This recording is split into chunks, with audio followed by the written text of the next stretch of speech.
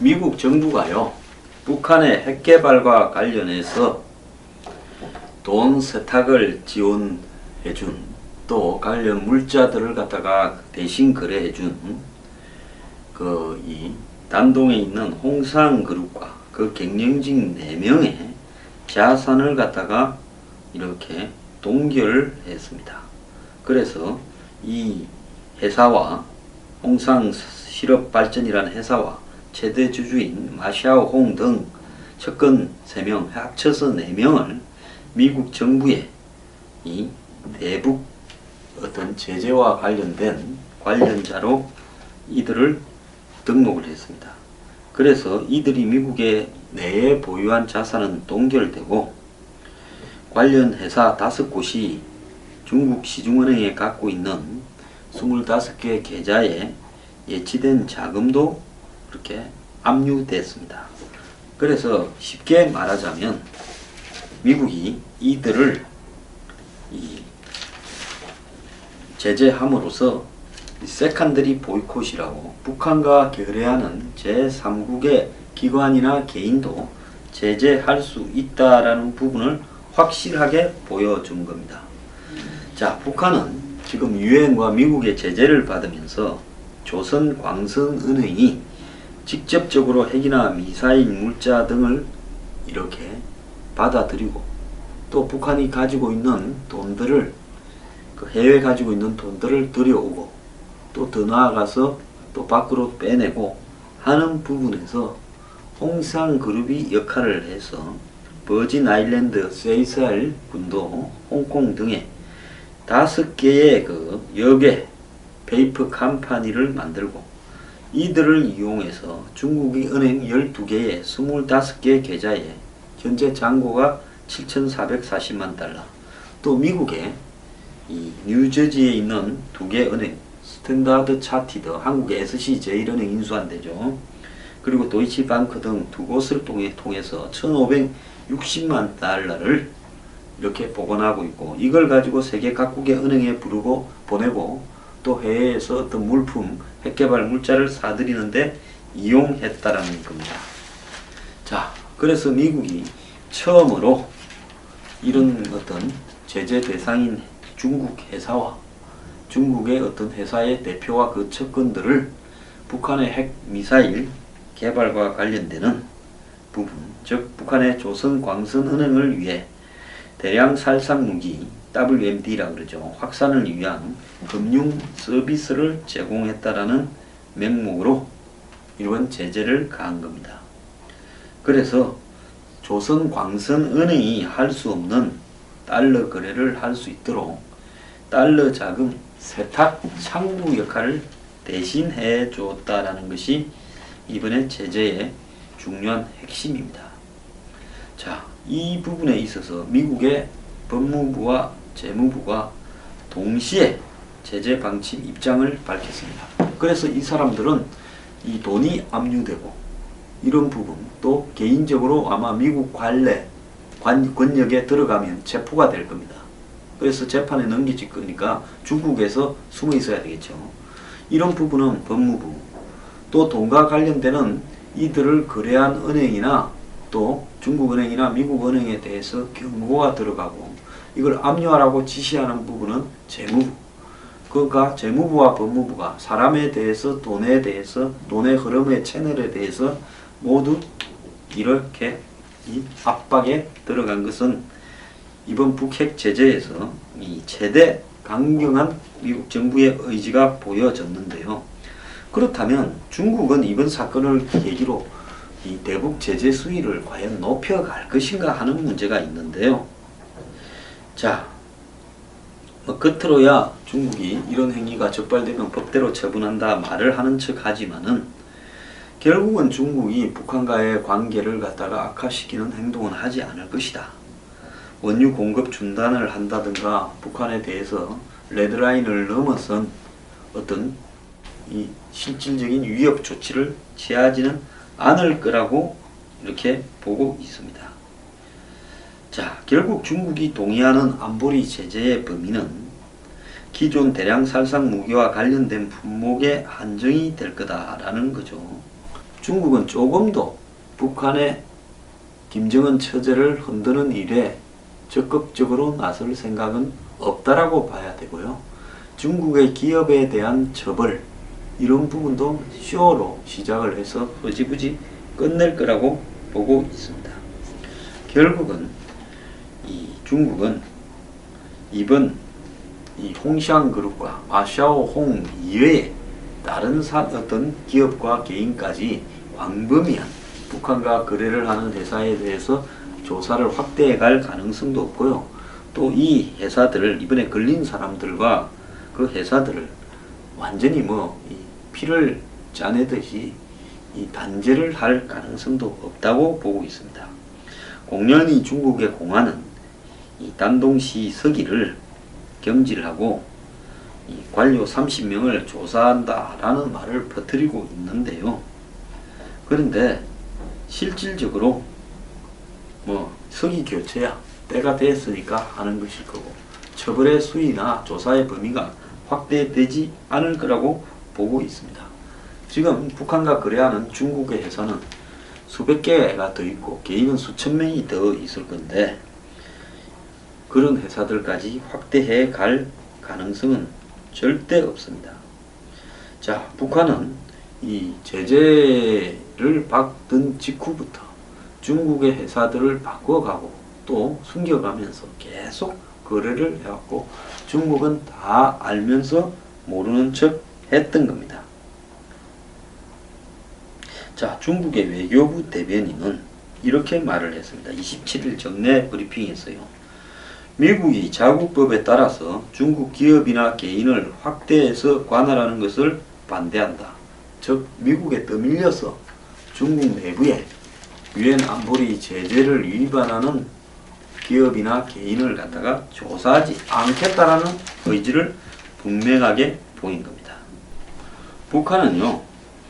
현재 단체 32곳, 개인 28명이 제재 대상으로 지정되어 있지만은 유령 회사를 만들든가 또 중개인을 고용하는 방식, 또 중국의 대리인을 내세우는 방식으로 이 불법 거래에 수많은 기업 선박 개인을 갖다가 활용하고 있는데 여기에 중국의 사람들 또 원래 이 조선족 출신인 중국 국적의 사람들이 많이 이용이 되고 있습니다.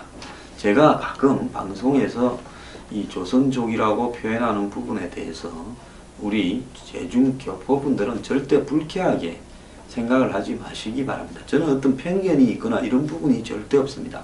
다만 중국이라는 시스템이 한마디로 우리 제중교포들에게도 저는 절대적으로 도움이 되지 않는다. 여태까지 얼마나 많은 차별을 중국 내부에서 받아왔습니까?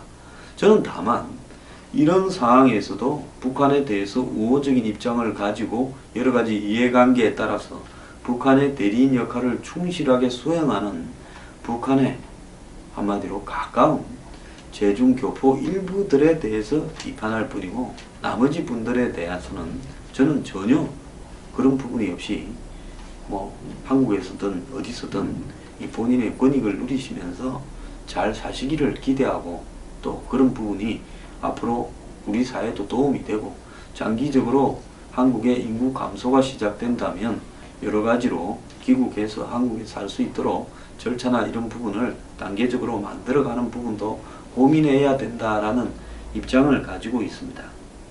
자, 그뿐만 아니라 유엔 제재에서 북한은 민생 목적의 석탄, 철, 철광 수출 등을 허용하고 있고 원유는 검수 대상에서 제외되었습니다.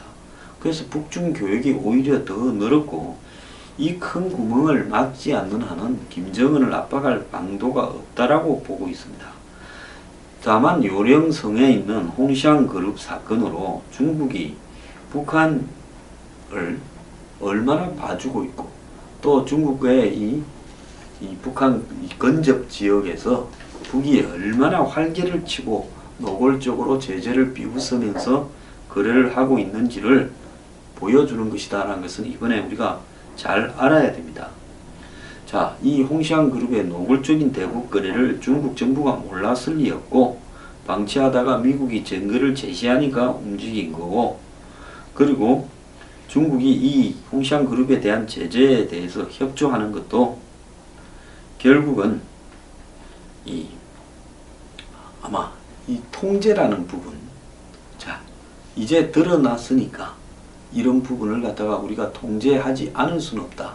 이렇게 드러났는데도 통제하지 않는다라고 알려지면 다른 기업들도 이런 중국 정부의 통제를 벗어난 행위를 노골적으로 할 것이기 때문에 하나쯤은 이왕 들켜든 것 중국이 본때를 보이는 척 하는 것이 기업들의 어떤 이 기강을 잡는 데 유리하다라는 부분, 또 중국 내부의 북한에 대한 비판에 대해서 의식하는 척하는 부분일 뿐이라는 겁니다. 자, 북한의 핵 폐기보다 북한 정권이 안 무너지는 것이 더 중요하고, 북한의 핵은 결국 미국과 한국, 일본을 위협하는 북한의 무기로서 중국에게도 유용한 것이다라는 중국의 생각은 절대 바뀌지 않을 겁니다. 북한 정부가 돈을 버는 어떤 방법 중에 국제적인 보험 사기를 하고 있다는 것은 널리 알려졌습니다. 최근에 영국 재무부가 북한의 국영보험회사 직원 2명을 추방을 해버렸는데요. 북한이 그동안 각종 사고 명목으로 국제적으로, 특히 세계적으로 보험은 영국이 다 잡고 있는데 런던을 중심으로 외국 보험회사에 보험을 가입해가지고 돈을 타내서 한마디로 이걸 가지고 통치 자금으로 쓴다라는 것이 알려져 있어서 북한의 국영보험회사는 유엔 제재 대상에도 들어 있었습니다. 그런데 북한이 이 보험 사기를 저지르는 방법은요 매우 다양한데요. 2006년에는 평안남도에 수해가 일어났다면서 이 북한 국영보험회사가 보험금으로 4,230만 달러를, 즉 500억이 넘는 돈을 다 냈는데요. 자, 외국 보험회사는 보험 사기를 의심해서 현장 조사를 하겠다 했지만은 거부를 당해버렸습니다. 자, 그리고요, 또 96년에는 가뭄 피해가 크다면서 보험금 1억 3천만 달러를 타냈고요. 2005년에는 헬기 추락 사고를 빙자해서 5,800만 달러, 2006년에는 여객선이 침몰했다고 600만 달러, 또 같은 해 열차 충돌과 홍수 피해가 일어났다고 4,400만 달러, 드러난 것만 해도 2억 8천만 달러가 넘는 돈을 보험 사기로 이렇게 타냈습니다. 북한의 상습 보험 사기가 확실했지만은 국가 권력을 등에 업은 북한은 결국 돈을 다 타냈습니다. 피해 규모는 북한 법원의 결정에 따른다는 보험약관의 독소 조항 때문이야. 그래서 북한 정부가 보험 사기를 저지르는데 김일성, 김정은, 김정일 일가가, 근데 북한의 법원이 편을 들어줄 수밖에 더 있습니까? 북한의 법원이 법원입니까? 자, 그런데 이런 보험금은 피해 주민에게 한 푼도 가지 않았다는 겁니다. 자, 이런 식으로 북한 정권이 보험 사기를 내놓고 저지르는 부분에 대해서 국제사회가요 끙끙 앓고 있다가 이번에는 결국 제재에 나선 부분인데, 이제 북한은 아마 국제사회에서 보험 가입도 못할 겁니다. 그래서 북한의 국영보험회사는 재보험으로 각종 재해나 사고 보험을 들면서 그걸 가지고 보험 사기를 쳐서 돈을 뜯어내서 김정은 일가에게 상납하는, 한마디로 상납 조직으로 전락을 해버렸다는 겁니다. 앞서 이 북한 국영보험회사를 주관하는 영국 정부는요, 그 보험회사 예금 50억도 압류하고 건물까지도 이렇게 압류를 해버렸습니다. 자, 영국이 이제 이 북한과의 외교 단절을 갖다가 각오하고도 초강수를 둔 부분은 이 북한의 국영보험사를 통한 보험 사기 규모가 의외로 너무 컸기 때문에 이렇게 나선 겁니다. 자, 같은 민족이지만 정말 하는 짓거리가 찌질하고 창피스럽습니다. 정말 이 집단이 언제쯤 없어질까 참 답답한데요.